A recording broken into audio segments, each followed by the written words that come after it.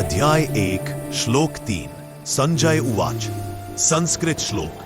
पश्यैतां पांडुपुत्राणाम आचार्य महतीं चमू व्यूढ़ाम द्रुपद पुत्रेण तव शिष्येण धीमता। सरल हिंदी अर्थ। संजय बोले, हे आचार्य, पांडु पुत्रों की इस विशाल सेना को देखिए, जिसे आपके ही बुद्धिमान शिष्य द्रुपद के पुत्र धृष्टद्युम्न ने कुशलता और रणनीति के साथ युद्ध के लिए सजाया है। नमस्कार दोस्तों, आज हम भगवद गीता के पहले अध्याय के तीसरे श्लोक पर चर्चा कर रहे हैं, जहां संजय उवाच के माध्यम से दुर्योधन के मन की गहरी बेचैनी सामने आती है। इस श्लोक में दुर्योधन अपने गुरु द्रोणाचार्य को पांडवों की विशाल और सुव्यवस्थित सेना की ओर संकेत करता है, लेकिन यह केवल सेना का वर्णन नहीं है। यहाँ दुर्योधन की मानसिक अवस्था उजागर हो रही है।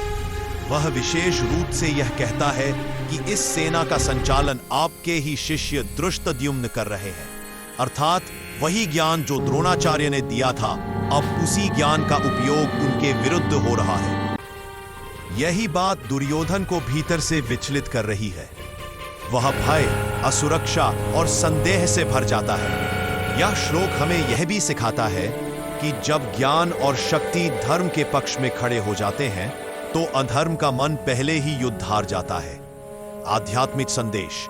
गीता हमें यहाँ यह समझाती है कि जब अहंकार और मोह बुद्धि पर हावी हो जाते हैं, तब मनुष्य दूसरों की शक्ति से अधिक अपने ही भय से पराजित होने लगता है।